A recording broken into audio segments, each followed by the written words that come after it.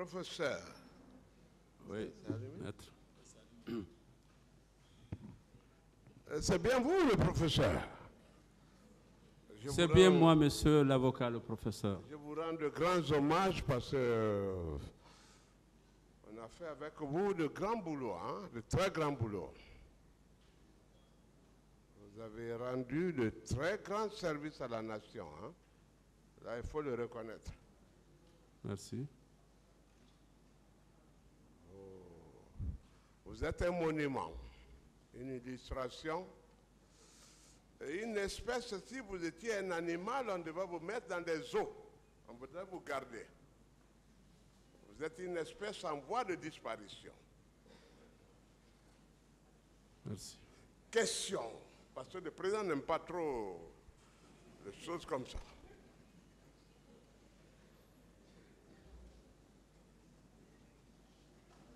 Où sont partis les corps?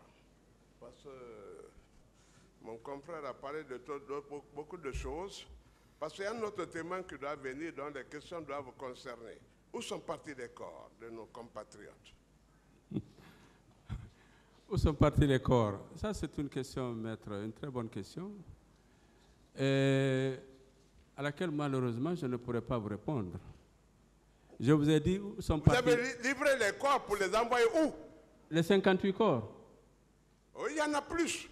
Ah bon? C'est vous qui le dites? Ah oui, j'ai des données moi-même. Ah ben c'est parfait. Alors, où sont partis le reste des corps? Mais je vous repose la question, si je pouvais le faire, parce que moi je n'ai pas l'information. Vous avez livré combien de corps? Ah, il faut qu'on revienne sur la question. Le président n'aime pas ça. Hein? Oui. Où sont partis les corps? Je vous pose la question, où sont les corps? C'est vrai, on ne pose pas ici les questions aux avocats. Voilà, vous devez répondre. Oui. Mais je ne sais pas. Où sont partis les corps? Voilà, contentez-vous de répondre. Oui, je ne sais pas, je ne sais pas. Allez-y avec une autre question, maître. C'est vous qui avez livré les corps pour quelle destination? Monsieur... Vous savez que je vous aime bien, je vous respecte beaucoup. Oui, moi aussi. Mais vous savez, moi aussi, ça me rappelle un de vos brillants confrères qui dit que la justice est un jeu. Mais moi, je ne m'amuse pas. Ah oui, c'est Jacques Vergès qui l'a dit. Hein? Voilà, Jacques Vergès l'a dit. La justice est un jeu. Il veut connaître la destination des corps, s'il vous plaît. La justice est un art. Je n'en sais pas. Une autre question. Je ne sais pas. Je ne suis pas contre vous, je vous admire. Oui, il n'y a pas de problème, maître, c'est gentil. Vous ne semblez pas le comprendre. Hein? Je vous en prie, merci, c'est gentil. Aidez-nous, ce n'est pas vous qui avez tué. Ce n'est pas vous qui avez tué. On vous a envoyé des morts. Vous avez géré. Mais le problème ici... Attendez la question, s'il vous plaît. Soyez patient, attendez jusqu'à ce qu'il finisse de poser la question. J'ai une grande amitié pour vous. Vous ne savez pas. Merci. Une très grande amitié. Hein? C'est gentil, merci. Oui. On a géré de grands dossiers ensemble. Tout à fait. Mais à la guerre, comme à la guerre. On vous a donné, vous avez livré les corps pour vous dire qu'ils vont les envoyer où? Il a répondu à cette question. D'accord.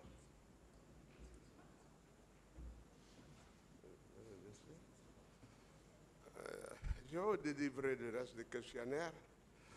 Mais sachez que vous avez un poste trop stratégique, c'est ça? Oui. Et je vous remercie d'avoir aidé à beaucoup d'inhumations dans ce pays. Merci. Et d'avoir produit beaucoup de rapports que même le parquet de Dixon, que ce parquet ne connaît pas, et n'a pas produit dans le cadre des manifestations. Non. Je vous félicite. Hein? Des questions? Pas de questions, félicitations. Merci, maître.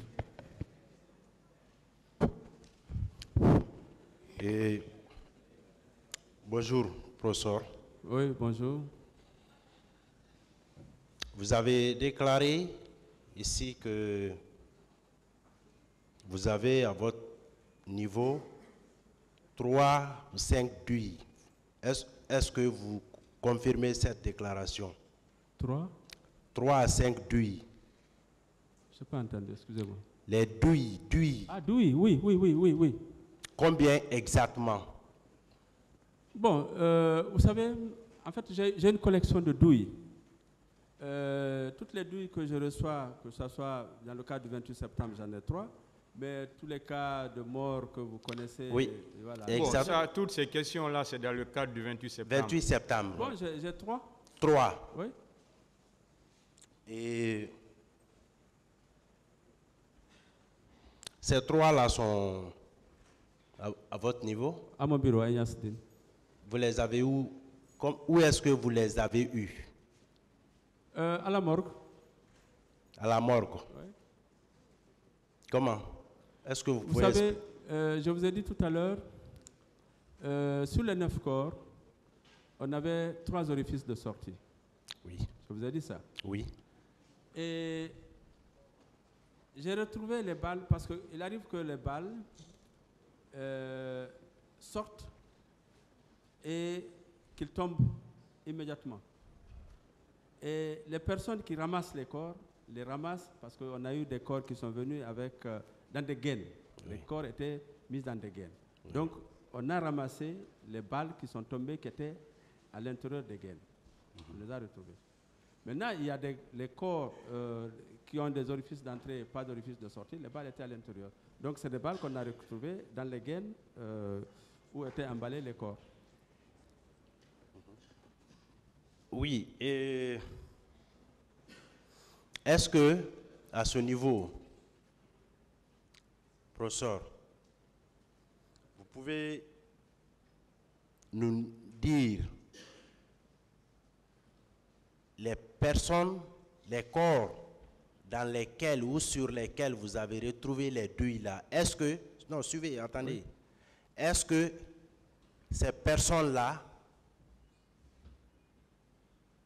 relevaient des personnes identifiées ou non identifiées?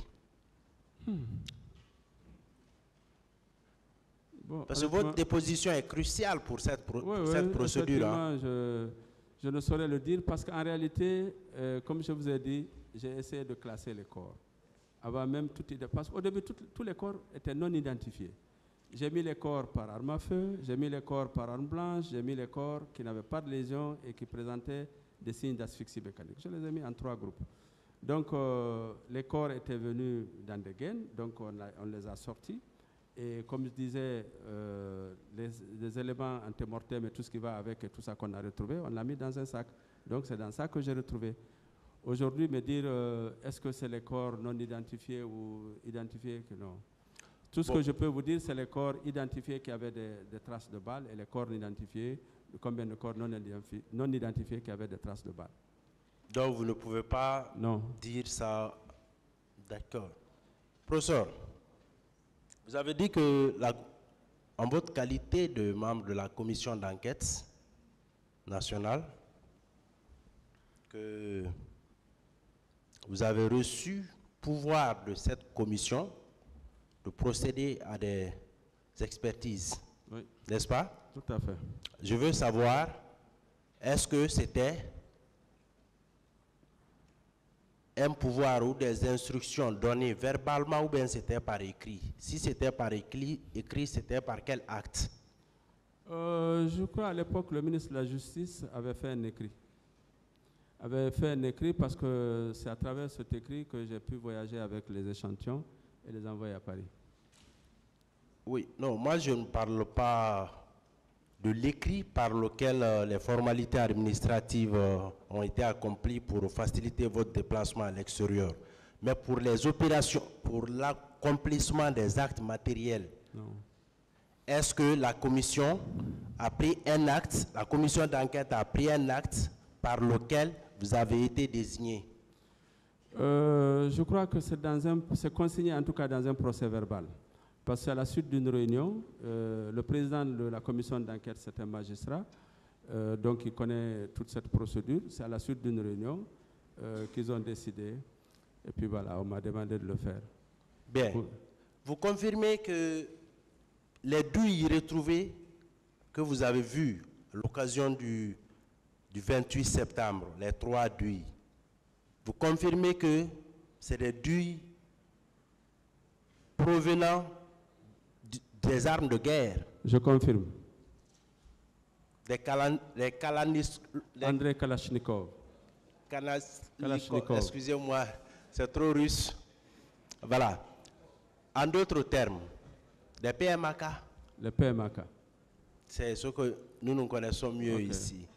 Et vous confirmez que vous n'avez pas vu de douille provenant d'un col 45 pistolet pendant tout ce que vous avez eu à faire? Non, non. Vous ne l'avez pas vu? Je ne l'ai pas vu. Mais vous savez, les cols 45, les types André Kalachnikov, qui sont des PMAK, des pistolets mitrailleurs automatiques, ont à peu près les mêmes orifices d'entrée.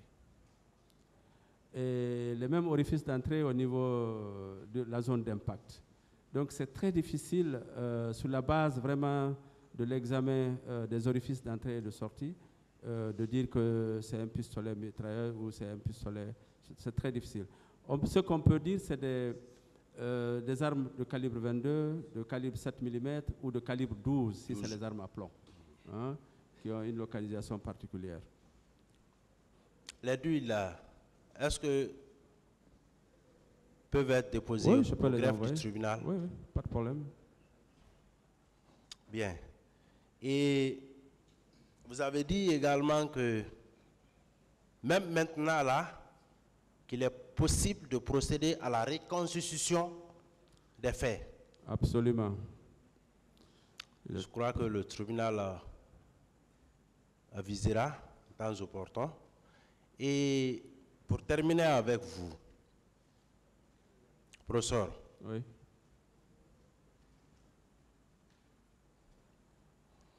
Depuis le 28 septembre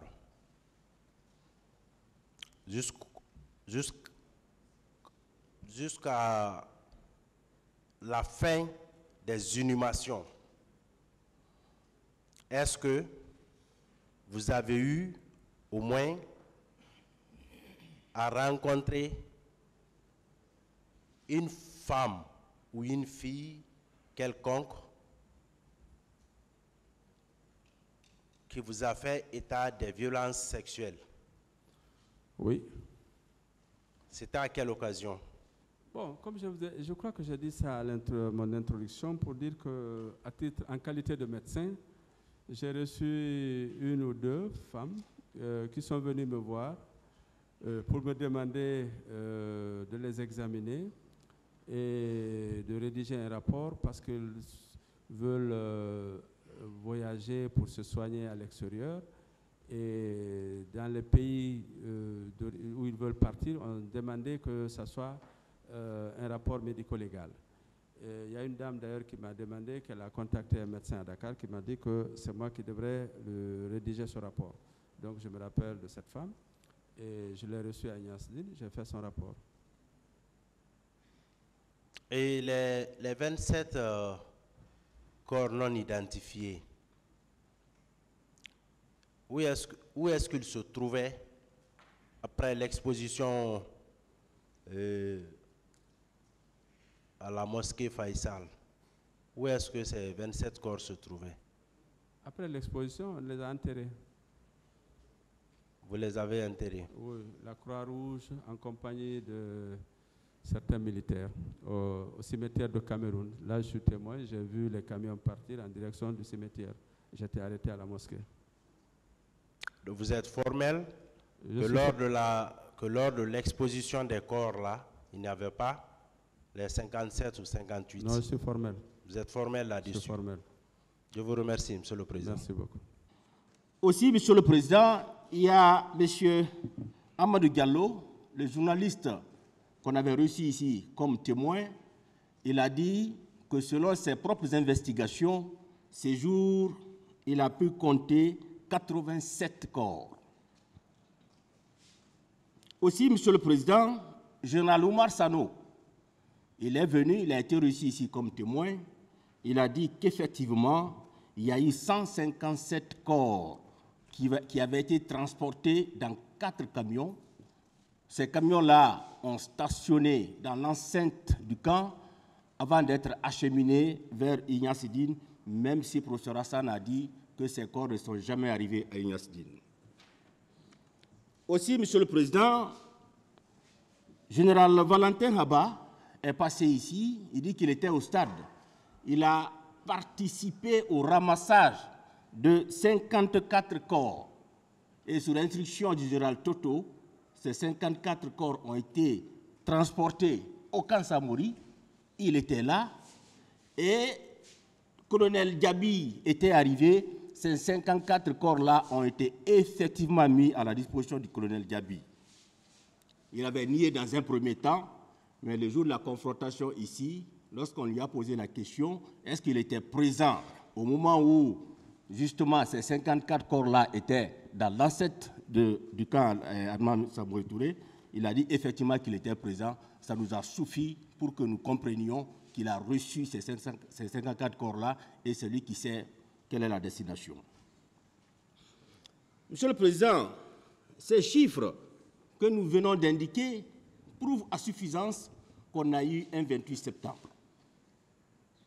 Et ces jours-là, il y a eu des morts, il y a eu des blessés, il y a eu des personnes qui ont été violées. Également, on ne s'est pas limité à ces chiffres, puisqu'il faut coûte que coûte asseoir votre conviction, pour ne pas dire conforter votre conviction, qui, à notre avis, est déjà faite, Monsieur le Président.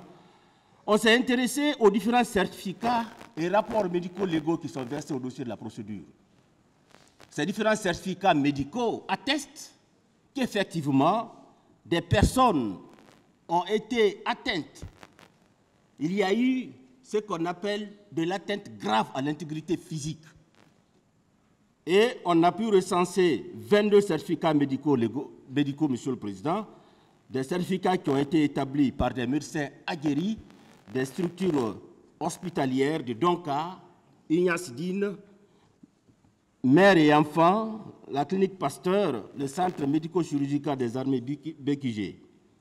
Monsieur le Président, lorsque vous parcourez ces certificats médicaux légaux, vous vous rendrez compte qu'effectivement, qu'il y a des victimes qui ont été atteintes et qui ont enregistré des plaies pénétrantes de l'hémothorax post-gauche par balle, douleurs pelviennes et vaginales suite à un viol, fractures fermées des deux os, des deux avant-bras, poignets gauche et droit, des contusions lombaires confirmées à la radiographie à la suite de violences subies, fractures fermées de la cheville gauche, plaies pénétrantes par une arme blanche hémothorax gauche, plaies superficielles et profondes des membres supérieurs et inférieurs, plaies pénétrantes par arme blanche hémothorax droit. La radiographie du poignet gauche met en évidence une fracture fermée des deux os et l'avant-bras plus une entorse de la hanche, plaies pénétrantes transfixiantes de la cuisse gauche par balle, plaies transfixiantes par balle au niveau de l'hémothorax gauche, traumatisme, ainsi de suite, Monsieur le Président, comme pour vous dire effectivement que ces victimes-là qui ont été atteintes au stade ont été reçues au niveau des structures hospitalières et naturellement, ces certificats médicaux légaux ont été dressés pour attester qu'effectivement que ces personnes-là ont subi les atrocités. Monsieur le Président, honorables assesseurs, on ne s'est pas limité à ça parce qu'il s'agit de prouver. Et la charge de la preuve incombe à la personne qui poursuit, à quelques exceptions près. Et puisque c'est nous qui poursuivons, nous nous sommes dit qu'il faut qu'on continue justement à engager des éléments qui vont contribuer justement à asseoir votre conviction. Vous avez permis du visionnage public ici. On a écouté des audios, Monsieur le Président. Ça nous a permis de savoir réellement qu'est-ce qui s'est passé le 28 septembre 2009. D'abord, bien avant le 28 septembre, le 28 septembre, et après le 28 septembre, qu'est-ce qui s'est passé? Le visionnage qu'on a eu à faire ici, Monsieur le Président, et également les différents audios qu'on a eu à écouter, ça nous a permis justement de comprendre que la date du 28 septembre 2009 pour la tenue du meeting a été proposée par M. Baouri. Tout le monde a vu ça ici. Aussi, le 28 septembre 2009, une forte marée humaine était mobilisée au stade du même nom. On a vu ça ici. Et l'accusé Dadis fait une intervention où il dit clairement que l'armée était non structurée. Aussi, le même accusé Dadis a déclaré que ce sont 57 morts qui lui avaient été signalés, soit 53 par bousculade et 4 par balle perdue. Nous voyons ça dans les vidéos, Monsieur le Président, ce qui veut dire effectivement il y a eu un 28 septembre 2009. Aussi, nous voyons après les massacres, l'accusé Dadis a accordé une interview, ça a été déjà dit ici, à une chaîne de télévision, au cours de laquelle interview, nous ne remarquons aucun regret dans son comportement. Et juste après l'interview, Monsieur le Président, il rejette l'entière responsabilité des massacres sur les leaders politiques. Et nous remarquons qu'il s'est fait nuitamment un bain de foule. Et également, il manifeste toujours son intention de se présenter à toute élection présidentielle. Nous avons également vu au cours de ce processus qu'il y a eu effectivement échange de propos entre l'accusé Tiegro et les leaders politiques qui consistait à empêcher ces derniers à tenir leur meeting. Il a proféré des injures grossières à l'égard des manifestants.